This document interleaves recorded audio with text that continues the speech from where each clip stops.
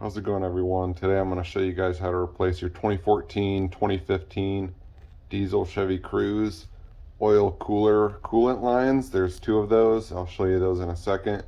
And then also behind the oil cooler, it's often to leak oil at some of the seals.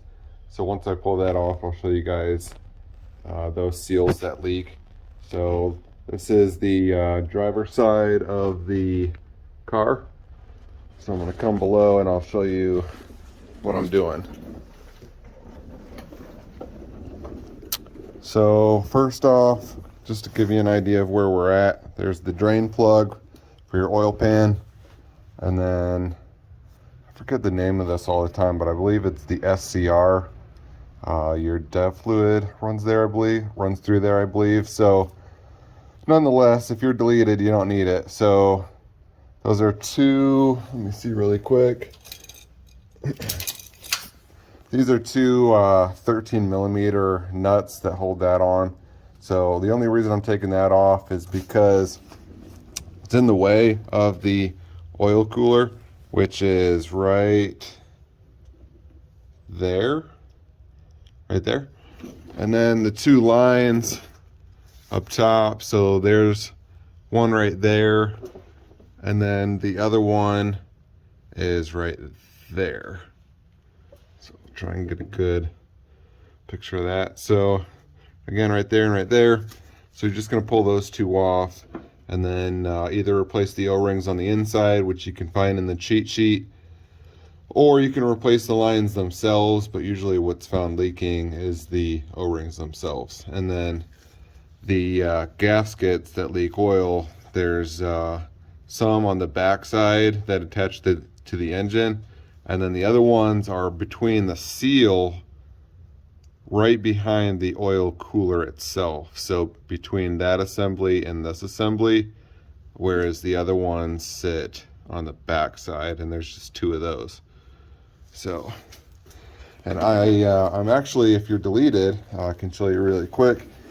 The SCR, you can pull the cannon plug off and then pull that up through the top.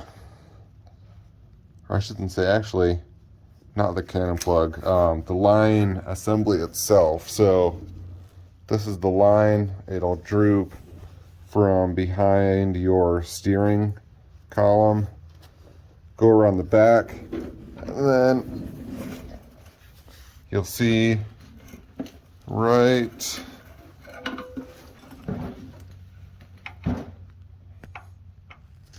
there, I'm pulling it out. So maybe I can get it on video now.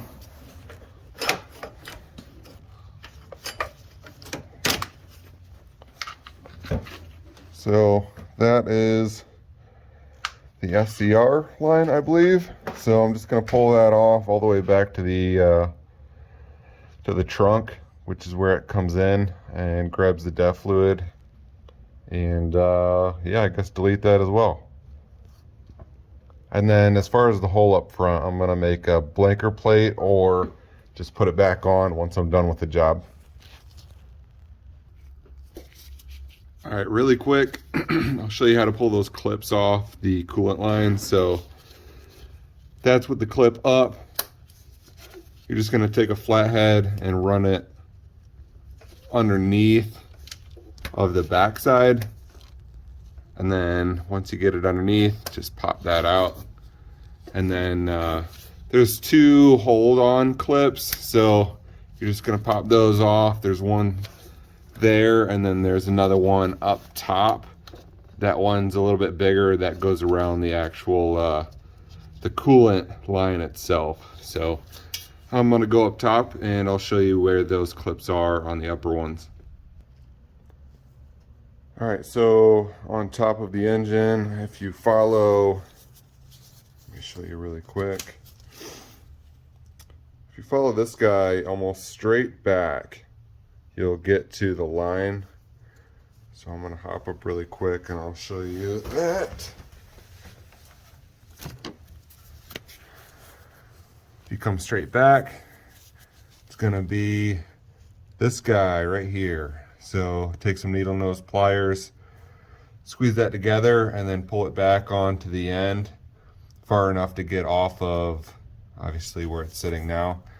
And then the clip, it's a little bit hard to get to, but it's gonna be right back there. So again, that one's gonna be the hardest one to probably get. And then the other line, if you follow where your blinker plate is, if you're deleted, and then don't quote me on this, but deleted EGR right there. So if you're not deleted, then your EGR that's still plugged in, or may or may not be plugged in now if you are deleted, but regardless, the other coolant line sits just below that, and the clip is extremely easy to get to. All right, so I know I said to use some needle nose to pull off this clamp right here, this hose clamp, but if you've got one of these bad mamma jammas, I guess Nipex 8701 250, or some channel locks, I don't know.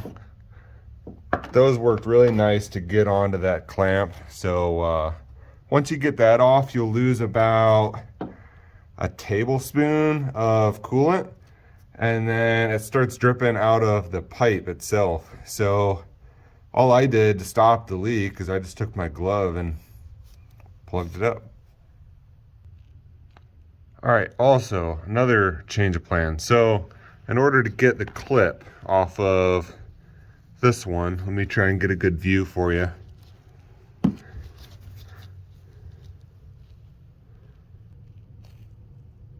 All right, so that's the best I could do. I've got a long 90-degree pick. You can see the end of it is under the clip right now. So I'll show you kind of where it sits now. That's the pick. And then here it is. Runs down through, got it under the clip. And then obviously just pull back on it. So if you want to, I'm not condoning this, but if you buy Snap-on tools or you have access to a truck, it's probably $1 million. I don't know how much I spent on it, but it is SGL3A SH90B. Or you can go to Harbor Freight, and I'm sure they have a 90-degree pick that's that long. So I just want to touch back on this really quick. I believe it's the EGR tube.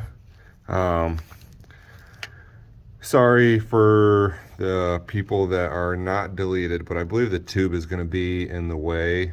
So I guess if you got to remove that to get access to that clip, to that clamp, not clamp, clip, for that last coolant line, yeah, it might be a pain in the ass.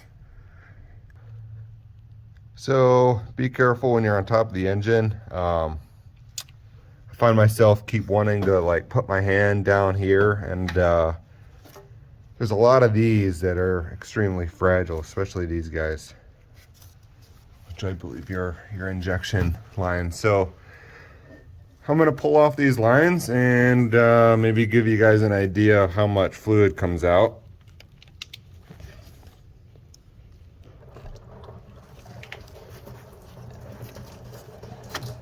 So that one has quite a bit coming out.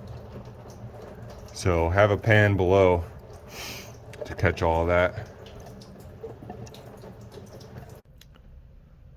Coming down to the bottom side of the car, your driver side lower line and passenger side lower line, there was only about maybe a half a quart inside the lines themselves when you pull them off. So down here, you're gonna have to lay down and then look up and then pull those lines off. So I guess keep your eyes and mouth closed, because yeah. Also, there's a method to the madness. Pull off the upper lines first, because naturally there's going to be more fluid in the lines. So if you pull off the lowers first, yeah, it's not very fun. I didn't do that, but you know. All right, so I've got all of the oil drained out, and next thing we're gonna do is there's some hold down bolts. So that guy, and then I'm assuming there's probably another one up top. I haven't checked yet, but that bolt right there is a 15 millimeter. So I will come back when I've got those bolts off. The drain plug is a 19 millimeter or 3/4. Both fit. So I'm still working on pulling the bolts out, but there is a plug up there that you're gonna have to pull off, and the clip is on the top side, so it's kind of hard to see, but you're gonna want to pull the white clip back. So I just used a small flathead and got up there and pushed it back, and then I got underneath. Let me see if I can show you. That's with the plug on. I just got a flathead, put it under there, and then I pried it off. When I say pry, I mean like gently pry, you know, nothing too crazy. I'm not trying to break that plug off. Yeah, it wasn't particularly fun. All right, right here, there is a upside down T harness. So there's a zip tie right there. You're just gonna wanna cut that and then put one back on once the job's done. But again, it's right there. And the reason you gotta pull that off is because it's part of the oil cooler assembly, so. All right, progress update again. So that's the oil cooler. There is a bolt up in the top right corner, closest to the passenger side, this side being the driver's side. So there's one on the passenger side on the top, one on the driver's side on the top, and then one here on the bottom. So I was originally using a ratchet, and I tried to break it loose just with that. It was fairly small. You know, it was that guy right there. It did not break it loose. I ended up having to get a breaker bar. So this is a 3/8 breaker bar, and then I have a piece of pipe. So that's the piece of pipe, and then I put that on the bottom side of the breaker bar to get that extra leverage to break that loose. So to say the least, that's, or at least mine was torqued down quite a bit. So all right, so I got the 3 bolts out. Those are right there. They're all the same length, so you don't have to worry about orientation. So once you get them out, you're gonna get a little bit of coolant out of these lines just because how they sit. You've got to remember, I told you guys about the T harness, the upside down T harness. You're gonna have to maneuver that just this way to get this corner over top of it. And then I don't believe you got to pull out, pull off the oil, what do you want to call it? The catch for the oil filter. That's the thing that always shakes, makes noise when you're driving. So let me try and work this out of here.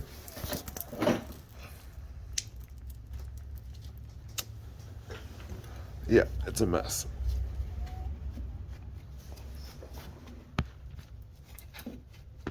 I'll come back. So just an update, I got the filter assembly and oil cooler assembly out. Let me just start off by saying I got the filter and cooler assembly out right here next to the where the SCR used to be. So you kind of got to flex this exhaust pipe out of the way a little bit. And then there's not really any particular way of pulling this out. You just got to do what works for you. There's not really a rhyme or reason for how the hell I got it out, but I got it out and it is possible. So don't let me fool you. I didn't pull anything else out, nothing extra from what you've seen already. It does fit through this hole right where the SCR is and the oil pan. So let me not fool you again, but it made a fat mess. I already cleaned it up, but that's the assembly. I didn't take off the filter bowl or anything like that. One thing I will say is you might want to disconnect the battery, because when you start backing off the filter and cooler assembly, it hits what I believe is the starter. I could be wrong on that, but it tapped those two leads right there and threw a good bit of sparks. So all right, so this is obviously your oil cooler, and then this is your oil filter, filter bowl, and whole assembly. So the gaskets and rings that I'm going to be replacing, you're probably going to find them on the cheat sheet, but the two on the bottom, those are on the backside there.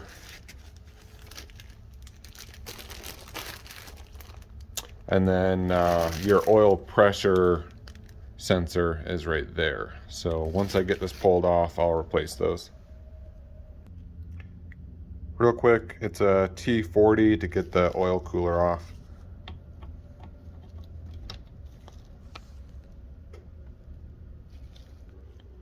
So once you get the T40 bolts out, I just took a flathead in each corner and just kind of pried just ever so lightly, and you'll see it just comes off. So I'll come back and I'll show you when I go to start replacing those once everything's cleaned up real nice. So I cleaned out all of the oil on this half as well as this half. When you go to clean off the oil on the exterior, I just use some Scotch-Brite, but when you go to use the Scotch-Brite, plug up these two holes. You don't want to get any of the fibers from the Scotch-Brite getting into there, because obviously you can't pull off that half. So yeah, and don't tip it over because it's still full of oil. But right here, I wanted to show you guys this. In between this groove where you go to put the new seal, you're going to see that there's some residue from the old rubber, and I've just been using some Scotch-Brite to get in between that groove. You guys can do whatever you feel comfortable with as far as cleaning goes. You don't have to go as far as what I do, but I figured if you're this far, you might as well clean it as best you can, because it's hopefully going to be a while before you have to do this again. And then the other thing is I pulled off the filter and filter bowl, because every time you go to clean it and tip it over any which angle, it keeps dripping more oil in. So I figured, why not do a deep clean? And I put some Scotch-Brite around this lip right here, because where the O-ring is on the filter bowl there, where it sits, it creates like a groove, like a permanent groove of old O-ring rubber. So filter bowl after filter bowl O-ring, you know, 20, 30, 40 filter oil filter changes, it gets pretty grubby right there. So looking pretty good. So when you're going to put the new gasket in there, use some of this grease. That's what it looks like. That's the color. And you're just gonna lay it on the mating surfaces, so you can see where I started to apply it on this side, and then on this side it's still dry. It's kind of a glossy shine to it.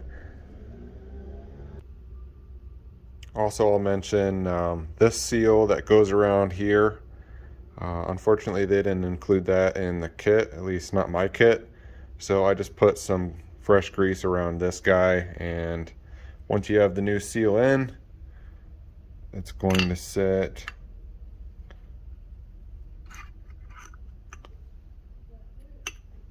just like that. So again, I would clean around in here with the Scotch-Brite and inside this groove with the Scotch-Brite. And then the only reason I say that is usually when you guys have an oil leak, it's coming from the backside of the engine, and the backside of the engine, the hookup is right here and right here.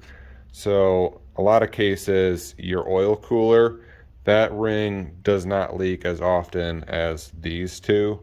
But like I said, if you're already here, you might as well be replacing that one as well. And then as far as this gasket goes, in this one, there is a gridded side and a non-gridded side. You're going to want to put the gridded side in that way. And again, apply your grease to all sides of that one as well as that one.